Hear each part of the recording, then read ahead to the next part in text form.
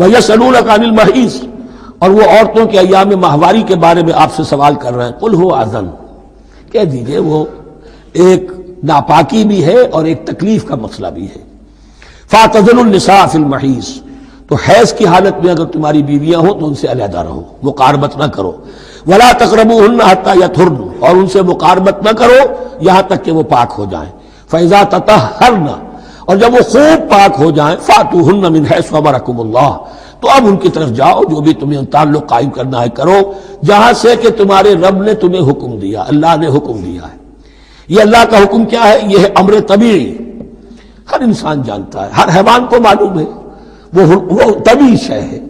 لیکن یہ کہ اب عورتوں کے ساتھ بھی اگر انسان جو ہے وہ لواطت کا فعل شروع کر دے، قوم عمل لوط، تو ظاہر بات ہے کہ عمل قوم لوط تو وہ چیز جو ہے غلط ہے، وہ حرام ہے. یہ تو اللہ تعالیٰ نے جو بھی تمہاری فطرت میں ڈالا ہے راستہ، وہ در حقیقت من حیث امرکم اللہ، ان اللہ یحب التوابین و یحب المتطہرین، یقیناً اللہ محبت کرتا ہے بہت توبہ کرنے والوں سے اور بہت پاک بازی اختیار کرنے والوں سے، ان ناپاک چیزوں سے دور رہنے میں. نساؤکم حرث لکم، تمہاری بیویاں تمہارے لیے کھیتیوں کے مانند ہیں. جیسے کھیت میں بوتے ہو، فصل کاٹتے ہو، بیویوں کے ذریعے سے اللہ تعالیٰ تمہیں اولاد عطا کرتا ہے. فاتو حرثکم انا شئتم، تو جو بھی کھیتی والی جگہ ہے ادھر تم جاؤ جدھر سے چاہو، یعنی اس میں یہ ہے کہ کوئی رکاوٹ نہیں ہے، وہ داہنی طرف سے بائیں طرف سے جدھر سے بھی ہو، لیکن ہو وہ فرج کے اندر، وہ وقت کے اندر معاملہ نہ ہو. فاتو حرثکم انا شئتم وقدموا لانفسکم، اور اپنے آگے کے لیے سامان کرو، یعنی اپنی اولاد. انسان جو ہے بڑھاپے کے لیے اس کا ایسٹ بنتی ہے اس کی اولاد. آج تو دنیا اولاد سے بھاگتی ہے، لیکن ایک زمانے میں تو اولاد جو ہے وہ عصائے پیری شمار ہوتی تھی. وَقَدِّمُوا لِأَنفُسَكُمْ وَاتَّقُوا اللَّهَ وَاعْلَمُوا أَنَّكُمْ مُلَاقُوهُ، اور اللہ سے کا تقوی اختیار کرو. ابھی آپ دیکھیں گے کہ جو حکم بھی شریعت کا آئے گا بار بار تکرار کے ساتھ جو ہے اس میں جو تقوی کا ذکر بار بار آئے گا کہ ایک قانون ہے، اس کی قانونیت ہے، ایک ہے تقوی. قانون کی لاکھ پیروی کی جا رہی ہو، تقوی نہ ہو تو وہ قانون جو ہے وہ مذاق بن جائے گا، تماشا بن جائے گا. اس کے بعد مثالیں آئیں گی ابھی. وَاتَّقُوا اللَّهَ وَاعْلَمُوا أَنَّكُمْ مُلَاقُوهُ، اور اللہ کا تقوی اختیار کرو اور جان لو تمہیں اس سے مل کر رہنا ہے، حاضر ہونا ہے اس کے جناب میں. وَبَشِّرِ الْمُؤْمِنِينَ، اور اے نبی اہل ایمان کو بشارت دے دیجئے. وَلَا تَجْعَلُوا اللَّهَ عُرْضَةً لِأَيْمَانِكُمْ، ایک اور حکم آ گیا. اللہ تعالیٰ کا نام جو ہے وہ تختہ مشق نہ بنا لو اپنی قسموں کے لیے. قسم کھا بیٹھا میں تو اللہ کی قسم کھا بیٹھا ہوں، اب یہ قسم کھا بیٹھا اس لیے میں یہ کام نہیں کر سکتا. چاہے وہ نیکی کا کام تھا، کسی وقت غصے میں آدمی آ کر قسم کھا بیٹھتا ہے. حضرت ابو بکر صدیق نے بھی قسم کھا لی تھی. مستح ان کا ایک ایسا تھا مسلمان غریب جس کی وہ مدد کیا کرتے تھے، لیکن مستح بھی جب حضرت عائشہ پر تہمت میں ملوث ہو گیا تو حضرت ابو بکر نے قسم کھا لی کہ یہ بدبخت جس کی میں سرپرستی کرتا رہا یہ بھی میری بیٹی پر تہمت لگانے میں شامل ہو گیا، اب میں اس کی کبھی مدد نہیں کروں گا. یہ سورہ نور میں آئے گا. ان سے کہا گیا نہیں ایسا نہ کرو، تم اپنے نیکی کے دروازے کو کیوں بند کرتے ہو؟ قسم کھا لی، قسم کو کھول دو، کفارہ دو. وَلَا تَجْعَلُوا اللَّهَ عُرْضَةً لِأَيْمَانِكُمْ أَن تَبَرُّوا وَتَتَّقُوا، نیکی کا کام کرنے سے، تقوی کے کام سے رکنے کے لیے قسم کھا لینا. وَتُصْلِحُوا بَيْنَ النَّاسِ، اور اس سے کہ لوگوں کے مابین مصالحت کرو. اب آپ نے کسی دو بھائیوں کے درمیان جھگڑا تھا، مصالحت کی کوشش کی، آپ کی بات نہیں مانی گئی، اب اللہ کی قسم ہے صاحب اب میں آپ کے معاملے میں دخل نہیں دوں گا، اب میں تو قسم کھا بیٹھا. نہیں بھائی، اصلاح بین الناس جو ہے، اصلاح ذات البین، یہ کرتے رہو. اور ایسی قسم کھائی ہے اس کا کفارہ دے دو.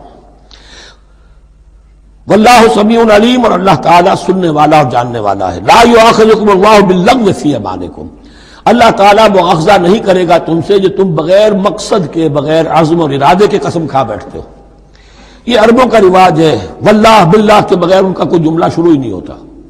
تو یہ در حقیقت قسم کھانے کا ان کی اس وقت نیت نہیں ہوتی، بلکہ یہ ان کا ایک جس کو ہم کہتے ہیں تقیہ کلام ہے، ان کا ایک اسلوب ہے گفتگو کا، واللہ باللہ. تو اس پر مؤاخذہ نہیں ہے. وَلَٰكِن يُؤَاخِذُكُم بِمَا كَسَبَتْ قُلُوبُكُم، ہاں جو تم نے ارادہ کر کے، تمہارے دلی ارادے کے ساتھ جو تم نے قسم کھائی ہے، پھر اس پر مؤاخذہ ہوگا. اس سے توڑو گے، اس کا ایک کفارہ ہے، وہ بعد میں آئے گا. وہ کفارہ جو ہے وہ پھر سورہ مائدہ کے اندر آ جائے گا. میں نے عرض کیا تھا کہ یہ اصل میں سورہ بقرہ میں بلو پرنٹ آ رہا ہے شریعت اسلامی کا، اور اس کے جو اصل چیزیں ہیں وہ پوری تکمیلی احکام وہ پھر آخر میں آئیں گے. کچھ سورہ نساء میں، کچھ سورہ مائدہ میں. واللہ غفور حلیم، اللہ غفور ہے، بخشنے والا ہے، اور حلیم ہے، فوراً نہیں پکڑتا، فوراً سزا نہیں دیتا، مہلت دیتا ہے کہ اصلاح کر لو۔ للذین یولون من نسائہم تربص اربعۃ اشہر، اب یہ بھی ایک قسم کھا لی جاتی تھی کہ کسی وقت کسی مرد نے، کسی شوہر نے قسم کھا لی اب میں اپنی بیوی کے قریب نہیں جاؤں گا، ناراض ہو گئے، غصہ آ گیا، میں تمہارے سے کوئی تعلق نہیں رکھوں گا، یہ ایلا کہلاتا تھا۔ حضور نے بھی ایلا فرمایا تھا اپنی ازواج مطہرات سے جب انہوں نے کچھ زیادہ نفقے کا مطالبہ کیا تھا کہ اب عام مسلمانوں کے ہاں بھی خوشحالی آ گئی ہے تو اب ہمارے اوپر یہ سختی کیوں ہے، ہمارا بھی جو نفقات ہیں، ہمارا جو خرچ ہے، وظائف ہیں، بڑھائے جائیں۔ اس پر حضور نے پھر ایلا کیا، اس کا ذکر ہے، وہ بعد میں آئے گا۔ لیکن وہاں عام طور پر لوگ قسم کھا کے بیٹھ جاتے تھے، اب قسم کھا لی ہے، پچھتا بھی رہے، کیا کرے، قسم کھا چکے، اب بیوی کے پاس کیسے جائے؟ اب وہ بیوی معلق ہے، نہ وہ شادی شداؤں میں ہے اور نہ وہ علیحدہ ہے، آزاد ہے۔ للذین یولون من نسائہم تربص اربعۃ اشہر، 4 مہینے کے لیے تو وہ انتظار کیا جا سکتا ہے۔ فإن فاؤوا، اس دوران میں اگر وہ لوٹے، اپنی قسم کو ختم کرے اور رجوع کر لے، تعلق کے زن و شوق قائم کرے، فإن اللہ غفور رحیم، تو اللہ تعالیٰ غفور و رحیم ہے۔ وإن عزموا الطلاق، اور اگر وہ طلاق کا ارادہ کر چکے ہوں کہ واقعتاً اب ان سے سیپریشن ہی ہے، فإن اللہ سمیع علیم، تو اللہ تعالیٰ سننے والا، جاننے والا ہے۔ یعنی یہ کہ 4 مہینے سے زیادہ معلق نہ رکھو کسی کو، یا ادھر یا ادھر، یا فیصلہ کرو اور اسے فارغ کرو، اور یا پھر یہ کہ اپنی وہ قسم ختم کرو اور اس کا جو بھی کفارہ ہے وہ ادا کرو۔ اسی پر غالباً قیاس کیا تھا، بلکہ ساتھ ہی سیرت میں آتا ہے کہ حضرت عمر نے حضرت حفصہ سے پوچھ بھی لیا تھا۔ حالانکہ دیکھیے کہ باپ اور بیٹی کا معاملہ ہو رہا ہے اور باپ بیٹی سے سوال کر رہا ہے، دین کے معاملے میں حیا اور شرم کی بات نہیں ہوتی۔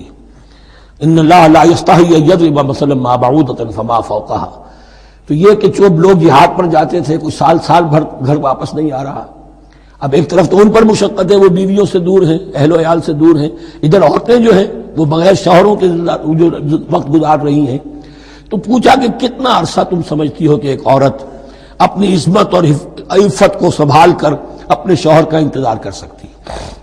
تو حضرت حفصہ نے کہا 4 ماہ، اور میں سمجھتا ہوں شاید انہوں نے اسی پر کہا ہو کہ یہ معلق رکھنے کا حکم بھی قرآن مجید میں جو ہے زیادہ سے زیادہ اس کی مہلت 4 مہینے ہے۔ والمطلقات یتربصن بانفسهن 3 قروء، اور جنہیں طلاق دے دی جائے ان پر لازم ہے کہ وہ اپنے جیوں کو روکے رکھیں 3 حیض تک، یہ عدت ہے۔ طلاق کے بعد 3 مہینے کی عدت ہے۔ اس عدت میں یا تو شوہر رجوع کر لے گا اگر 1 یا 2 طلاقیں ہیں، تیسری طلاق ہو گئی تو رجوع کا حق نہیں ہے، وہ بعد میں بات آ جائے گی، اور اسی میں چاہے تو اس کے بعد جب مدت ختم ہو جائے گی تو پھر اب شوہر کا حق ختم ہو جائے گا، اب وہ آزاد ہوگی، لیکن اس مدت کے اندر وہ دوسری شادی نہیں کر سکتی۔ والمطلقات یتربصن بانفسهن 3 قروء ولا يحل لهن ان يكتمن ما خلق الله في ارحامهن، اور ان کے لیے یہ حلال نہیں ہے، جائز نہیں ہے کہ وہ چھپا لیں جو کچھ کہ اللہ نے پیدا کر دیا ہو ان کے ارحام میں۔ اگر حمل ٹھہر گیا ہے اور بیوی کو ڈر ہے کہ اب یہ شوہر تو طلاق دے دے گا، وہ اپنا حمل چھپا رہی ہے تاکہ پتہ ہی نہ چلے اس کو، کیونکہ وہ چاہے گی کہ بچہ میرے پاس رہے، بچہ بچی جو بھی ہو۔ ظاہر بات ہے کہ بچہ اور بچی جو ہے وہ ماں کے لیے تو جگر گوشہ ہے، اس کے جسم کا ٹکڑا ہے، اس کے جسم کا لوتھڑا ہے، تو وہ چھپانے کی ٹینڈنسی ہوتی ہے کہ وہ جھگڑا ہی نہ اٹھے۔ ولا يحل لهن ان يكتمن، ان کے لیے جائز نہیں ہے کہ وہ چھپائیں ما خلق اللہ فی ارحامهن، جو کچھ کے پیدا کر دیا ہے اللہ نے ان کے رحموں میں۔ ان كن يؤمن بالله واليوم الاخر، اگر وہ فی الواقع ایمان رکھنے والی ہے اللہ پر اور یوم آخر پر۔ وَبَعُولَتُهُنَّ أَحَقُّ بِرَدِّهِنَّ فِي ذَلِكَ إِنْ أَرَادُوا إِصْلَاحًا، اور یہ جو عدت کی مدت ہے اس میں ان کے شوہروں کو حق حاصل ہے، زیادہ حقدار ہے کہ انہیں لوٹا لیں، اسے رجعت کہتے ہیں، رجوع کیا جا سکتا ہے عدت کے اندر، لیکن تیسری طلاق کے بعد نہیں۔ پہلی طلاق، دوسری طلاق، اس کے بعد دونوں میں جو عدت ہوگی اس میں رجوع کر سکتا ہے شوہر، اس کا اختیار ہے، بیوی کو نہ کہنے کا اختیار نہیں ہے کہ اب تم طلاق دے چکے ہو، اب میں تمہاری بات ماننے کو تیار نہیں ہوں، اس کا اسے حق نہیں ہے۔ اسے پھر وہ مرد کا جو حق ہے وَبَعُولَتُهُنَّ أَحَقُّ بِرَدِّهِنَّ، وہ زیادہ حقدار ہے کہ انہیں لوٹا لے، فی ذَلِكَ، اس مدت کے اندر ان ارادوا اصلاحا، اگر وہ واقعتاً اصلاح ہی چاہتے ہیں۔ وَلَهُنَّ مِثْلُ الَّذِي عَلَيْهِنَّ بِالْمَعْرُوفِ، اور ان کے لیے حقوق ہیں جو کہ مناسبت سے ہیں ان کی ذمہ داریوں کے، وَلِلرِّجَالِ عَلَيْهِنَّ درجہ، اور مردوں کو ان پر ایک درجہ فوقیت کا، ایک درجہ فضیلت کا، ایک درجہ حقوق کا حاصل ہے۔ واللہ عزیز الحکیم، اور اللہ تعالیٰ سب کچھ جاننے والا، اللہ زبردست ہے اور حکمت والا ہے۔ یہ آیت اصل میں اس زمانے میں بہت مس انٹرپریٹ ہوئی ہے، اور بعض مترجمین نے بھی ترجمہ غلط کیا ہے۔ یعنی اس کا یہ ترجمہ کرنا لہن مثل الذی علیہن، ان کے بھی حقوق مردوں پر ویسے ہی ہیں جیسے مردوں کے حقوق ہیں ان پر، تو یہ تو مساوات ہو گئی، اور مساوات جو اسلامی شریعت میں مرد اور عورت کے درمیان، شوہر اور بیوی کے درمیان نہیں ہے۔ مراد کیا ہے؟ لام اور اعلیٰ کا جو استعمال ہوتا ہے عربی میں، لام کسی کے حق کے لیے اور اعلیٰ کسی کی ذمہ داری کے لیے۔ لہن ان کے لیے حقوق ہیں، مثل الذی علیہن جیسے کہ ان پر ذمہ داریاں ہیں۔ اللہ تعالیٰ نے جیسے ذمہ داری مرد پر ڈالی ہے ویسے حقوق اس کو دیے ہیں، جیسی ذمہ داری عورت پر ڈالی ہے اس کی مناسبت سے کورسپونڈنگلی پروپورشنیٹ جو ہے اس کو بھی حق دے دیے ہیں۔ اور اس بات کو کھول دیا، مساوات کہاں سے آئے گی؟